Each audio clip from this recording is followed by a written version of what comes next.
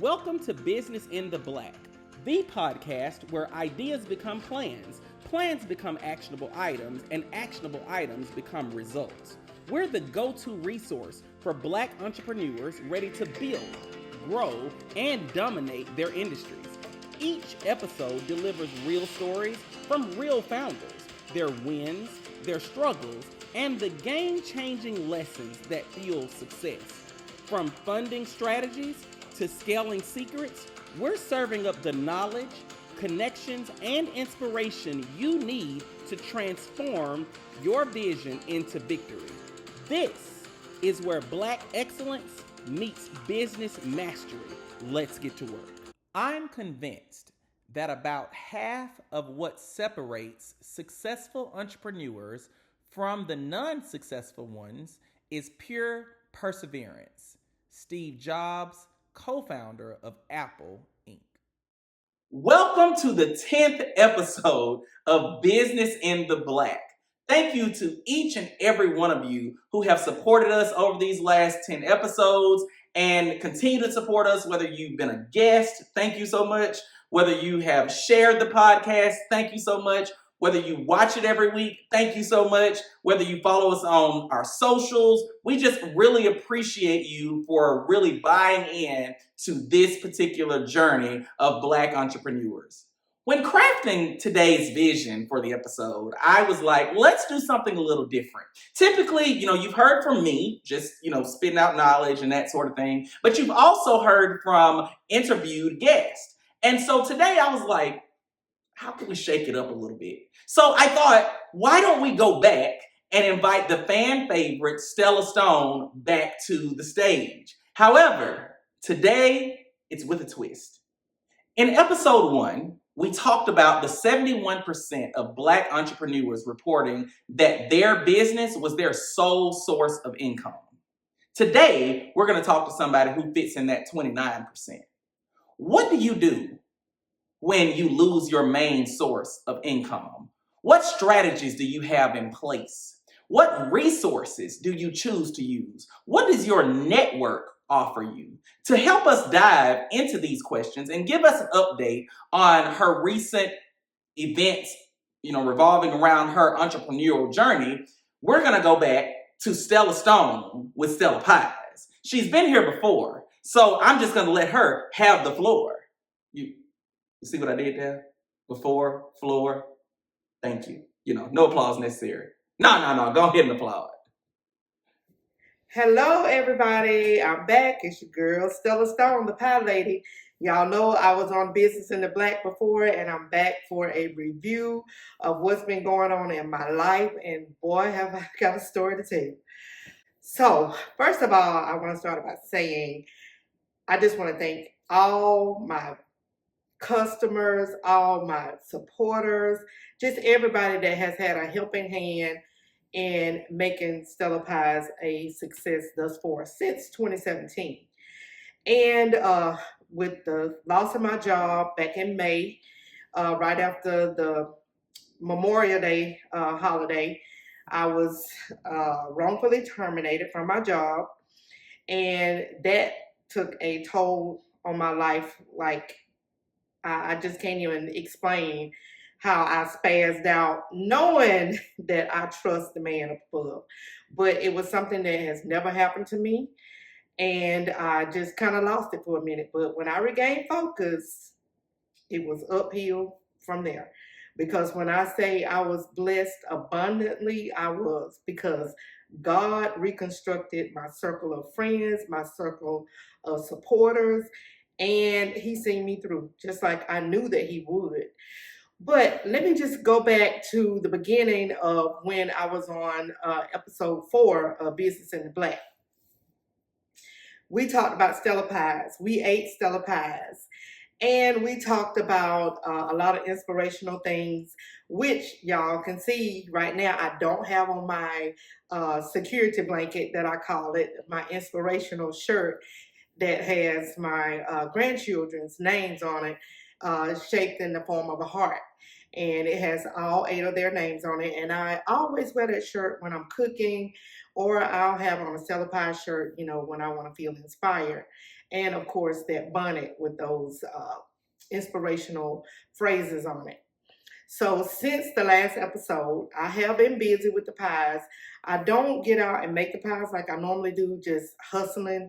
So I only do it by order now. So if you would like to place an order and help your girl out, you can reach me at 334-704-3432. I'm going to go ahead and put that out there a little bit early so y'all can take note of that.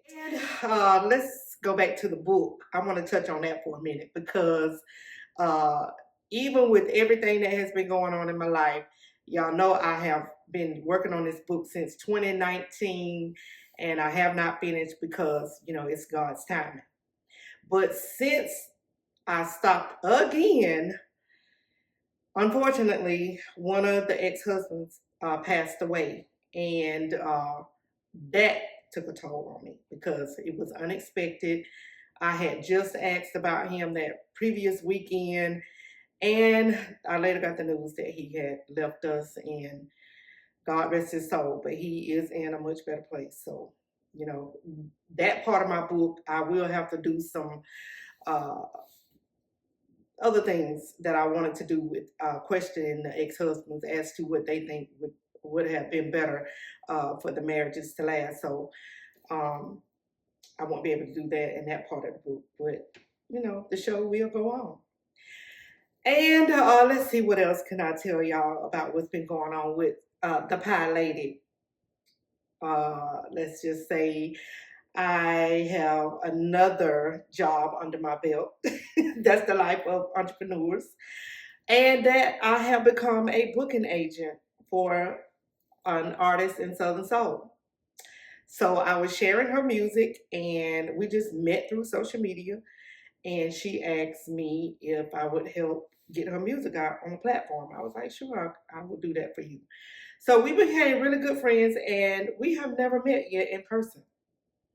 And she entrusted me to do that for her. And as time has gone on, we decided that we would take a step further. So she asked me to be her booking agent. I have put that information out there as to what I can do for you. If you are in the music industry and you need my help, but my services are no longer free. I've done it since 2019 and got a slap in the face from a few people, and so it taught me a valuable lesson. So now my services that I render will require a small fee. So now that's that on that part.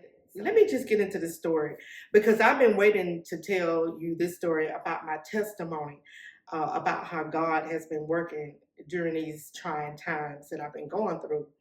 So when I first lost my job, I went ahead and applied for unemployment. So y'all know the process of filing for unemployment. I went through the procedure of, looking for jobs and the whole 9 yards. So one day I had to go in and file an appeal. And I was in there and I was getting frustrated. I didn't know how to get the thing processed because it wasn't accepting my information. So I was just a whole wreck inside the unemployment office. So one of the ladies, I told her, I said, you know what, ma'am, this is not even worth my time. And she said, oh, yes, it is. It's worth your time because this is your money that you work for. So I was like, okay. So I had to take a deep breath, regroup. And her and another lady took me outside out of the room where the computers are. We were still in the building of the unemployment office. And they began to pray for me right there on the spot. And I mean, when I tell you I felt the anointing, I did. There is no lie. They started praying for me, and when she finished, praying, she gave me a big bear hug. And once she hugged me, I mean, the tears started flowing. I could not stop crying. And she said, that's okay. You just need to release it. You're going through a lot right now. I understand your frustration. So I was just standing there boo-hooing.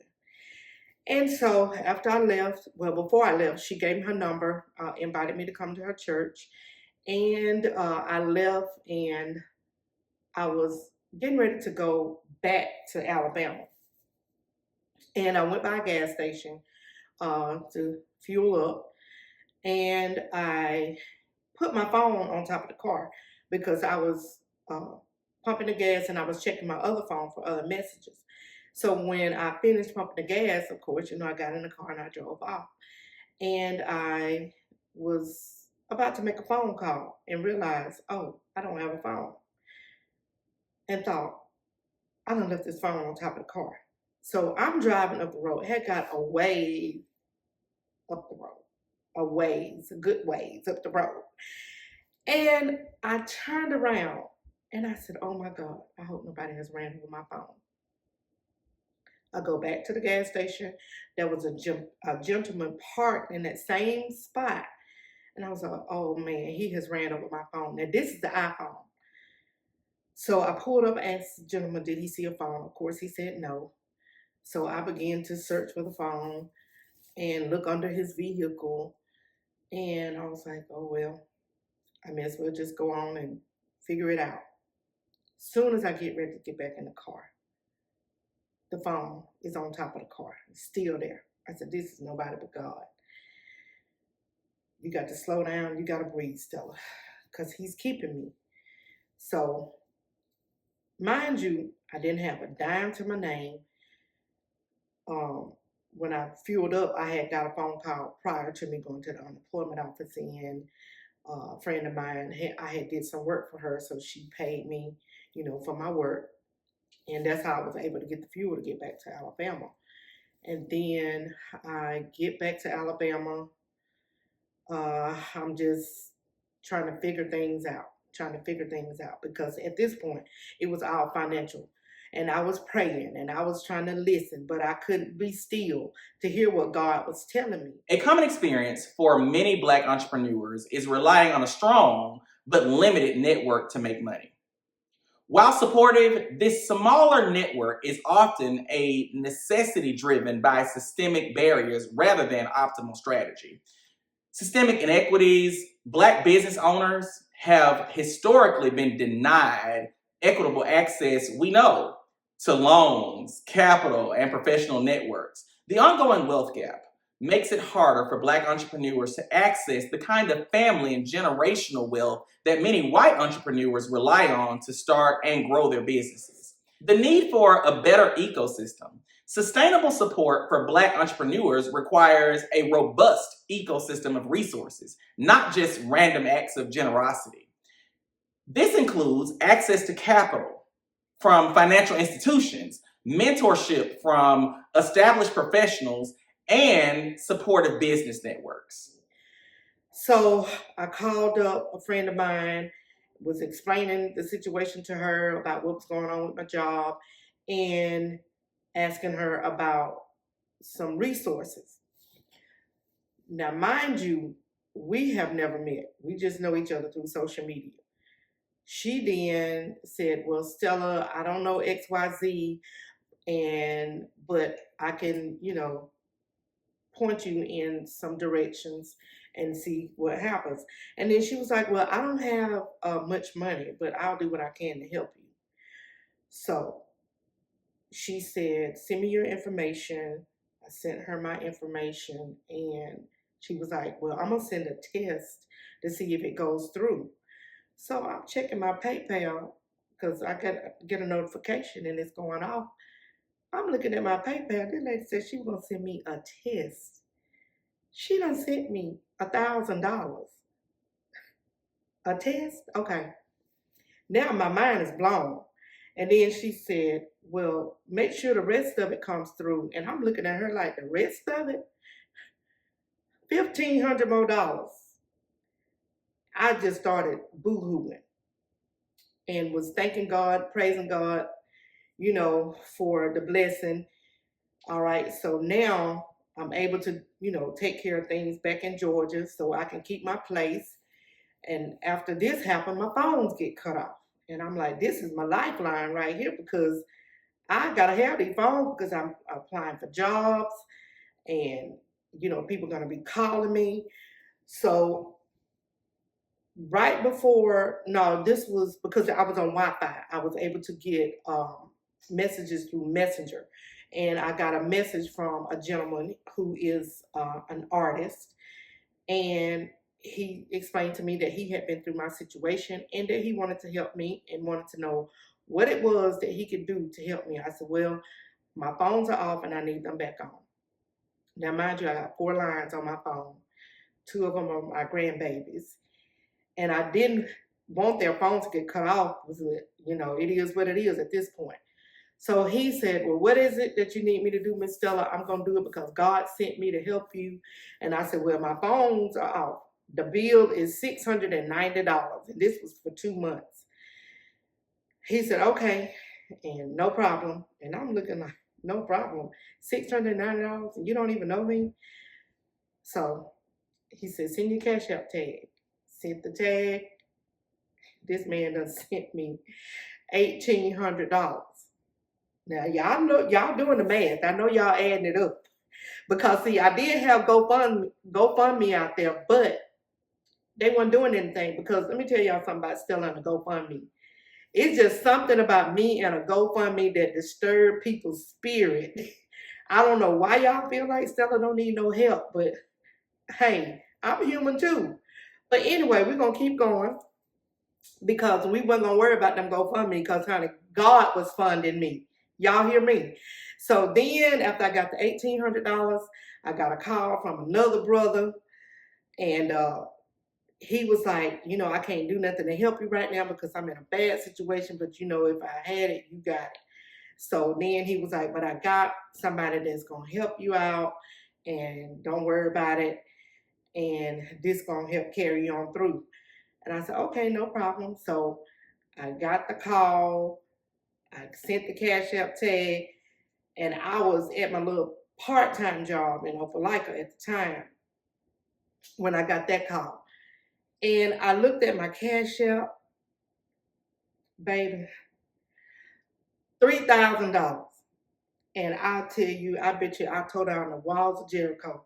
I was outside hooping and hollering and screaming. I just couldn't believe it. I really couldn't believe it. But it was God. I know it was God. So I told my boss what had happened. He said, I'm going to tell you something. Just take the day off because you're going to need it. Because I know this got to be overwhelming. And I said, it is. It's very overwhelming because the people that I was dependent upon, not one red cent. But when I tell you God sent the strangers, his angels to help me, he did that. So yeah, I was good. Then after I paid everything that I needed to pay, get everything caught up, now I'm stressing because I don't have a job. Now, I was doing the part-time work. It was helping me stay afloat, keep gas in my car, a little food on my table. But I still had bills. So I'm like, oh, Lord, what am I going to do now? Because I don't have a job. The bills ain't going to stop. So now I call a friend because, sometimes, it's all the time. It ain't what you know, it's who you know. So I thought about a friend of mine that, was working at this place. So I got a connection with her, got the job, and never started. I said, you know what, this ain't nothing but the deal. I waited on the work schedule, never came. Then I applied for another job of another situation of who you know. And I end up getting a job at the Dollar General. I said 2 jobs is better than no job. So, I'm going to piece them together and try to hold it together. All right, I did that for about a month. And then I got a call back over in Georgia about another job. And I'm like, God is opening doors. So, you know what? I'm just going to process it and take it as it comes. So, I'm back in Georgia. I left Alabama about a week ago. And now I'm back in Georgia doing something that I love. And it's all about being happy and stress-free. And that's what I am right now. So that's my testimony. And I just want y'all to know that if you don't do nothing else in life, always, and I say always, trust God in everything that you do, because man will fail you and will leave you disappointed because people are not going to do you like you do you. So That's the best advice I can give anybody on a daily basis is to always trust God. All right, I gotta get together. Because I'm gonna tell you, I don't do good talking about that because these people that I thought, I can't worry about it. Okay. All right. Have you heard of the Black Business Alliance, a 501c6 organization based in Milford, Connecticut? What about the U.S. Black Chamber or your local Black Chamber of Commerce, the National Black Chamber of Commerce, or the Black Connect? Okay, y'all. I'm sorry. I get a little emotion when I tell that testimony. So your girl had to regroup and get it together. So let me just say this. I have not given up on my business. I don't care how long it takes me. I will leave a legacy for my grandchildren. Whether I teach them the business and they, carry on when I'm long gone. And I haven't given up on that book. But see, I have to wait on God, and it's His timing. Because I told y'all before that I stalled on a chapter because I'm dealing with some things in that chapter. So, it's just not the time right now. And because I sit idle all the time now, I could have finished it, but I don't want to sit there and have to think because all those other chapters that I wrote, I did it with just my pen flowing. And it came natural because I didn't have to sit there under frustration and think about what happened. It just came to me, and like I said, I was just writing, and it was going. And that's another thing. I'm doing it the old-fashioned way.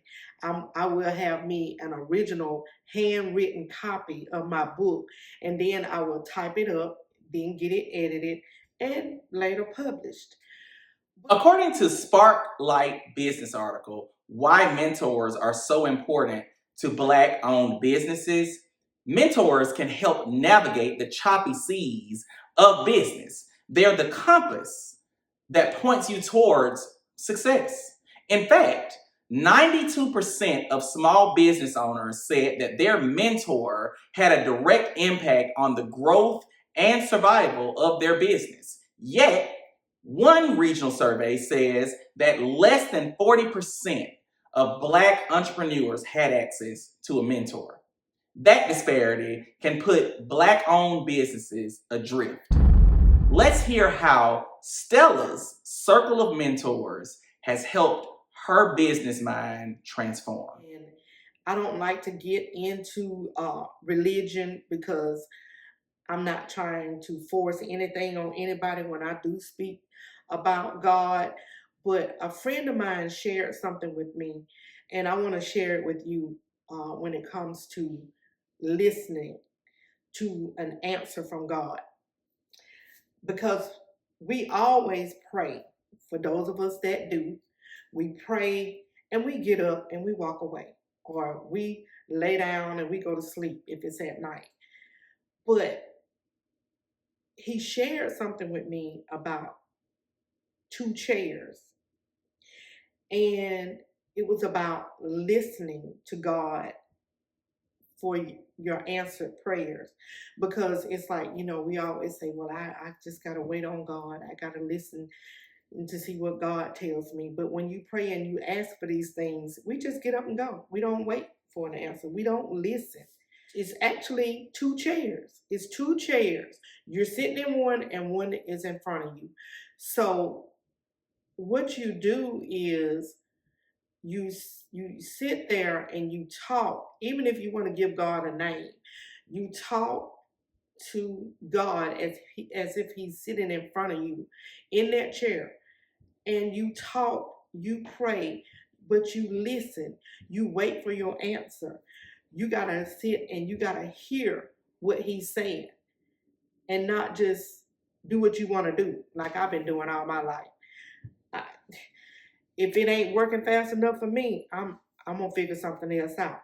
Then if I wait a few days and it ain't working, I'm going to figure something else out. I'm always trying to figure something out when I don't have to. Just like I told you in my testimony, if I had just sat and waited on God, I wouldn't have to worry about those people. that didn't help me, that I had expectations from. All I had to do would be still, and it would have came to me just as it did. But no, I got to do it my way. And that's the reason why I've been through so much that I've been through in my life, because I always want to do it my way. I don't never want to listen. My mama used to tell me that all the time. She'd say, "One day you gonna listen to me," and I look at her like, "Well, today ain't gonna be that day." But I tell you what, right now, sitting here, 55 years old, I wish I had a listen, because baby, I, it probably wouldn't have been one husband, because she done tried to tell me about a whole lot of things. And even with my daddy, everybody that I ever brought before him, he always told me what was gonna happen. But what I do? Went against the grain. If he told me yeah, I'm gonna say no. And look what happened. Those are the days I should have listened. Let me just say this to everybody right now. Whatever you do, don't give up on your dream. It's possible. All you got to do is stay focused and stand on business. It can happen. And that's what I'm doing now. I'm standing on business. I'm not giving up. I may give up, but I ain't going to give up. And what I'm doing right now, as my shirt say, minding my Black-owned business. That's Stella Pies. And Stella Pies gonna rise. So again, my contact number is 334-704-3432 if you would like to reach me by phone. If you would like to reach me by email, it's stellastone4356@gmail.com. I love y'all real hard, and y'all stay blessed. And that wraps up episode 10. Thank you for joining. That's another episode of Business in the Black, where Black entrepreneurs turn vision into victory. Ready for more game-changing strategies and success stories? Connect with us everywhere. Facebook, YouTube, Instagram, and TikTok. Business in the Black Pod. Spotify and Apple Podcast. Business in the Black. Keep building, keep growing, keep winning, and keep building your legacy.